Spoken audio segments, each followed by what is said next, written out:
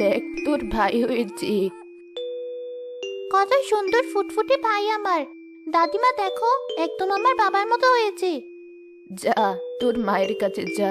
মাঠে আমার গরুটা বাঁধা আছে, এখনই বাড়ি ফিরতে হবে। মা দেখো, আমার কত সুন্দর ফুটফুটে ভাই হয়েছে। আমার তো একটা ভাইয়ের খুব ইচ্ছে ছিল, সৃষ্টিকর্তা আমার সেই ইচ্ছেটা পূর্ণ করেছে। হ্যাঁ মা, তা তোর বাবা এসেছে? কাল বাড়ি থেকে বেরিয়েছে মানুষটি, এখনো কি বাড়ি ফেরেনি? না মা, বাবা তো এখনো বাড়ি ফেরেনি। তুমি চিন্তা করো না, বাবা তো মাঝে মাঝে ব্যবসার কাজে বাইরে যায়, নিশ্চয় ঠিক সময়ে চলে আসবে। এমন সময় বিয়ের পোশাক পরে এক মহিলা ও 10 বছরের এক মেয়েকে নিয়ে ঘরের দোরে পা দিল মতি। ওই দেখো বাবা, বাবাকে নিয়ে তো চিন্তা করছিলে। এ কি, তোমার গায়ে বিয়ের পোশাক কেন? আর এই মহিলাকে? ও তোমার সতীন, আর ওটা ওর মেয়ে। আজ থেকে ওকে বোন ভাববে, মেয়েটিকে নিজের মেয়ে ভাববে। তোমরা দুজন এই সংসারে মিলেমিশে থাকবে। তুমি নতুন করে আবার বিয়ে করেছো? তোমার সংসারে কোন জিনিসের অভাব ছিল যে আবারও নতুন করে বিয়ে করে আমার কপালটা পোড়ালে? চুপ কর অপয়া, বেশি কথা বললে কিন্তু এই বাড়ি থেকে তোকে সহ তোর বাচ্চাদের বের করে দিব। তাই ভালো আছি, ভালো থাকতে দে। আজ থেকে তুই যেমন আমার বউ, ও আমার বউ। তুই থাকলে থাকবি, না থাকলে দরজা খোলা আছে, চলে যাবি।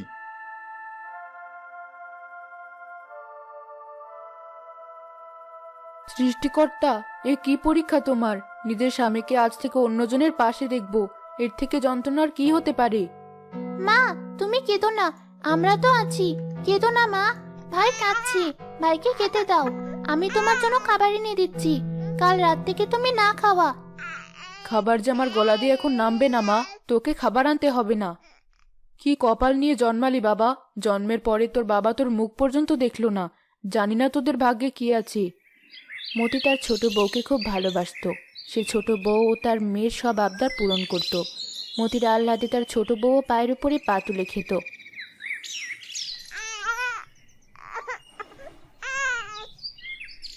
আসছি বাবা, কাঁদিস না। মিনা, কোথায় গেলি? তোর ভাইকে ধর, ছেলেটা কেঁদে কেঁদে হাঁপিয়ে গেল যে। আপন একটা সব সময় কাঁদতেই থাকে। মা, এর মুখটা কিছু দিয়ে এঁটে দাও তো, সারা রাত তো কাঁদি, আমার একটুও ঘুম হয় না। কি বলছো তোমরা? ছোট মানুষ কাঁদছে, কোথায় একটু কোলে নিবে তা না, দাঁড়িয়ে দাঁড়িয়ে উল্টোপাল্টা কথা বলছো।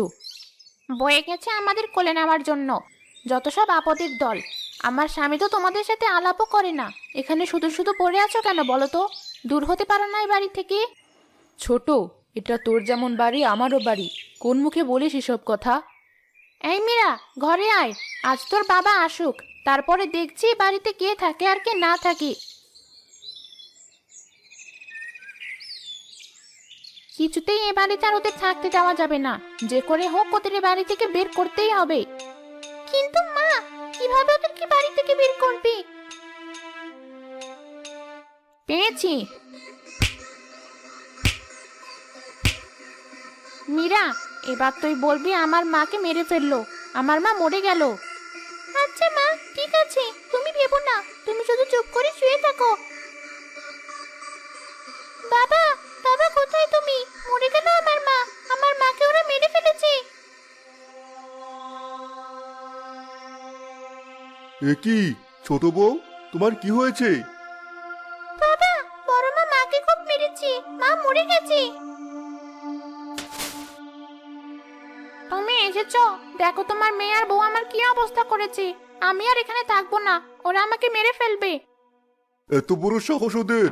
তোমার গায়ে হাত দেয়! এবারই তোমার। তুমি কেন এ বাড়ি থেকে যাবে? যেতে হলে ওরা যাবে।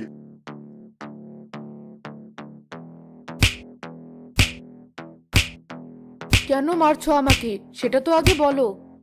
বাবা, মাকে আর মেরো না, মরে যাবে তো। এত বড় সাহস তোদের! তোরা আমার বউয়ের গায়ে হাত দিস? এ বাড়ি থেকে এক্ষুনি, এক্ষুনি তোরা বেরিয়ে যাবি। কিন্তু এই ছোট ছোট ছেলে মেয়েদের নিয়ে আমি কোথায় যাব? আমার যে যাওয়ার কোনো জায়গা নেই। কোথায় যাবি আমি কি করে বলবো? যা, বেরিয়ে যায় বাড়ি থেকে, দূর হয় সংসার থেকে। আমাকে মুক্তি দে তোরা। বেশ, আমরা যখন তোমার বোঝা তখন আমরা চলে যাচ্ছি। তবে আমাদের নামে যে মিথ্যা অপবাদ দেওয়া হলো, সৃষ্টিকর্তা ঠিকই একদিনের বিচার করবে। আয় মিনা, চলে আয়। ময়না ছোট ছোট ছেলে মেয়েকে নিয়ে সারাদিন পথে পথে ঘুরতে লাগলো। একসময় খিদে ক্লান্ত হয়ে জঙ্গলের ধারে তারা এক গাছের নিচে বসে পড়ল। মা, আমার যে খুব খিদে পেয়েছে, আজকে আমরা খাবার পাবো না। তোদেরকে খেতে দেওয়ার মতো যে আমার কাছে কিছুই নেই মা, কি খেতে দিব তোদের? তোর আবার কি হলো? চুপ কর বাবা, কাঁদিস না। মা, রাত্রি হতে চললো, আমরা কি রাতে এখানেই থাকবো? এই খোলা আকাশের নিচে কিভাবে থাকবো? আজকের রাতটা কোনো রকম পার করি মা, কাল সকালে দেখবো কি করা যায়। এই জঙ্গলের ধারে চারপাশে কত জীব জানোয়ার, আমার খুব ভয় করবে মা। সৃষ্টিকর্তা আছে তো আমাদের সাথে, কিচ্ছু হবে না। সৃষ্টিকর্তার উপরে ভরসা রাখ।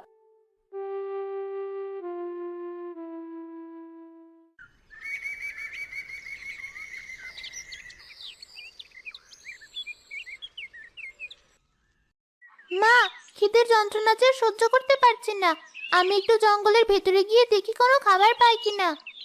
তোর কোথাও যেতে হবে না, তুই তোর ভাইকে নিয়ে এখানেই বস। কাছে একটা বাজার আছে, আমি এই কানের দুলটি বিক্রি করে তোদের জন্য কিছু খাবার আর একটা ছোট্ট ঘর বানানোর কিছু জিনিস আনি। ঠিক আছে, তুমি তাড়াতাড়ি ফিরে এসো।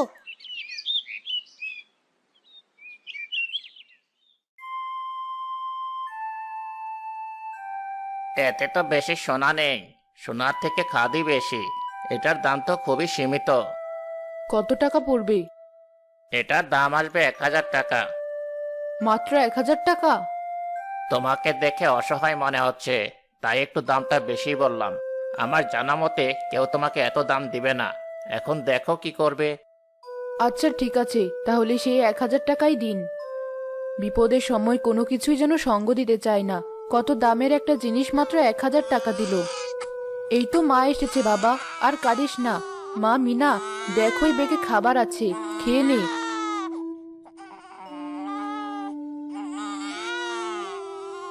তুমিও কিছু মুখে দাও মা। না মা,